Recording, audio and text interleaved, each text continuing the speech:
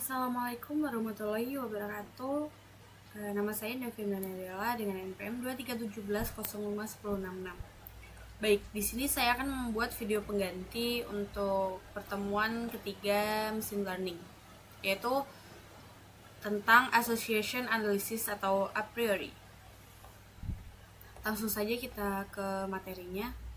Jadi, association analysis merupakan suatu analisis pendekatan eksplorasi data untuk menemukan asosiasi antara suatu kombinasi item dengan kombinasi item lainnya. Association analysis menggunakan konsep association rules dalam pembentukan pengetahuan asosiatif antar item pada kumpulan data yang berukuran besar. Analisis ini sangat populer untuk menganalisis isi keranjang belanja di supermarket. Contoh, seberapa besar kemungkinan seorang konsumen membeli sampo juga akan membeli sabun. Kemudian algoritma a priori. Secara sederhana, algoritma a priori didefinisikan sebagai algoritma berbasis aturan asosiasi yang bertujuan untuk menemukan pola atau hubungan antar item dalam sebuah dataset. Nah, algoritma ini diperkenalkan oleh Rakesh Agrawal dan Ramakrishnan Srikanth pada tahun 1994 dan banyak digunakan untuk menganalisis pola transaksi.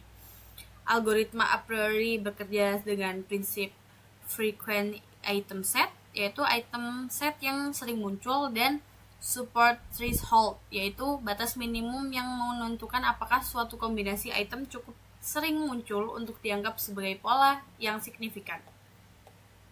Nah, prinsip dasar dari algoritma ini adalah jika sebuah item set itu merupakan frequent item set, maka semua subset bagian dari item set tersebut juga frequent dan juga sebaliknya.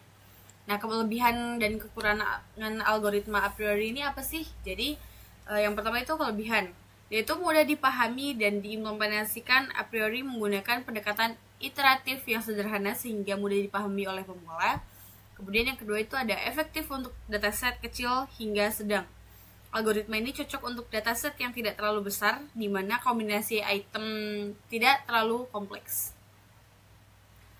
Yang ketiga, dapat menemukan pola berharga. Nah, pola-pola yang ditemukan dapat membantu pengambilan keputusan bisnis, seperti dalam pengaturan produk di toko atau penawaran promosi. Nah, kekurangannya itu sendiri yaitu kinerja lambat pada dataset besar. Algoritma ini memerlukan waktu pemrosesan yang lama pada dataset besar karena banyaknya kombinasi item yang harus dihitung. Kemudian yang kedua itu ada konsumsi memori tinggi. Proses candidate generation membutuhkan memori yang besar untuk menyimpan semua kombinasi item. Kemudian yang ketiga itu terbatas pada data transaksional.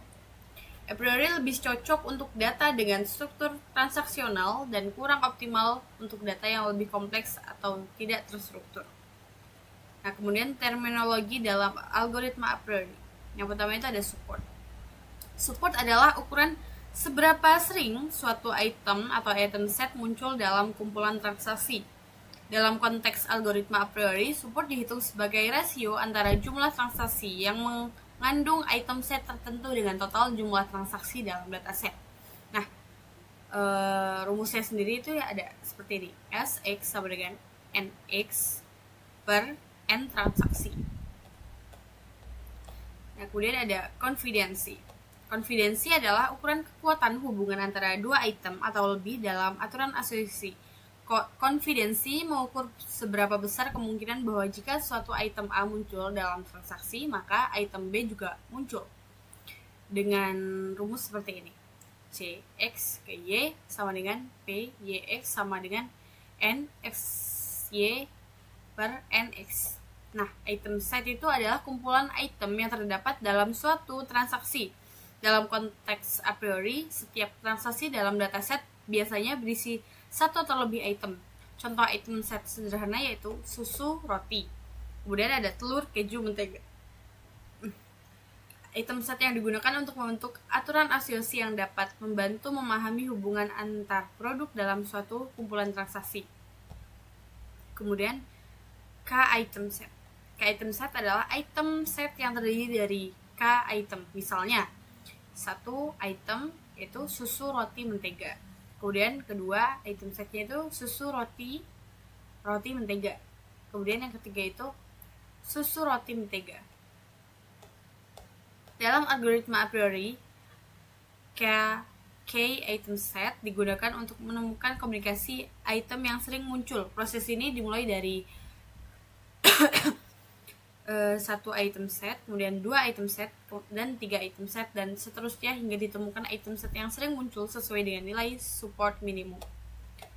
Kemudian ada frequent item set. Frequent item set itu adalah kombinasi item set yang sering muncul dalam dataset transaksi berdasarkan nilai minimum support yang telah ditentukan.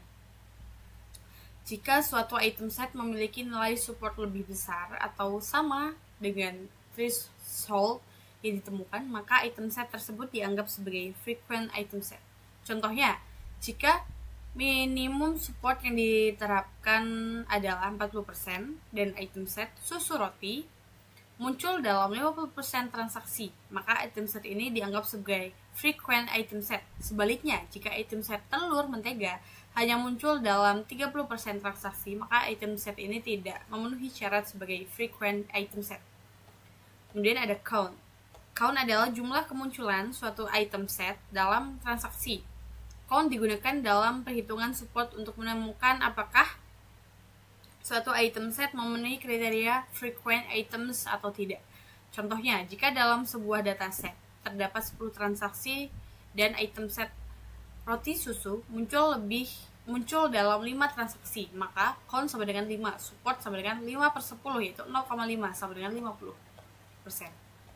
Nah, di sini ada studi kasus, teman-teman. Di sini ada ID transaksi dan item.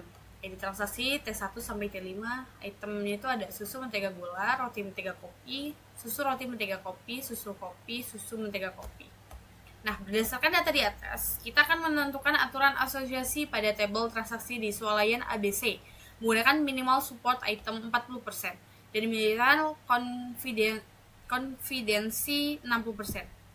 Nah, pertama itu satu item set, yaitu item setnya itu susu ada 3 yaitu 60%, mentega 4 80%, gula 1 20%, roti 3 60%, dan kopi 4 yaitu 80%. Karena item set gula tidak memenuhi syarat di sini, karena item gula itu 20%, nah sedangkan syaratnya di sini adalah 40%, maka item set tersebut akan dieliminasi.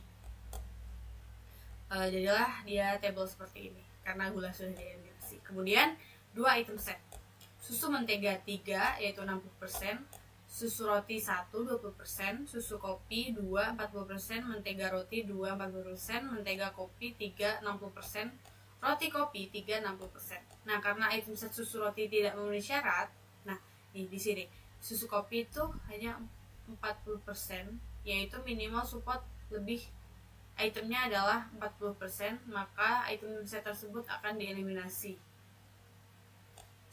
Ini maksudnya teman-teman, susu roti. Susu roti ini hanya 20% karena ini di sini minimalnya 40%. Kemudian 3 item set. Susu mentega kopi yaitu 2 40%, mentega roti kopi 2 40%. Kemudian 4 item set yaitu susu mentega kopi roti 1 20%. Karena nilai support yang dihasilkan tidak memenuhi persyaratan minimal 40%, maka proses dihentikan dan kembali ke item set sebelumnya, yaitu 3 item set. Perhitungan confidence. Nah, dia akan seperti ini. Kemudian aturan asosiasi SM ke K. Jika seorang membeli susu dan mentega sebanyak 66,6%, transaksi yang ada juga akan membeli kopi. Kemudian susu kopi ke M, mentega. Jika seseorang membeli susu dan kopi sebanyak 100%, transaksi yang ada juga akan membeli mentega. Kemudian mentega, kopi, susu. Jika seseorang membeli mentega dan kopi sebanyak 66,6%, transaksi yang ada juga akan membeli susu. Kemudian susu, mentega, kopi. Jika seseorang membeli susu sebanyak 66,6%, transaksi yang ada juga akan membeli mentega dan kopi. Nah, begitu juga seterusnya, teman-teman. Mungkin sekian video yang dapat saya buat. Saya akhiri. Wassalamualaikum warahmatullahi wabarakatuh. Terima kasih.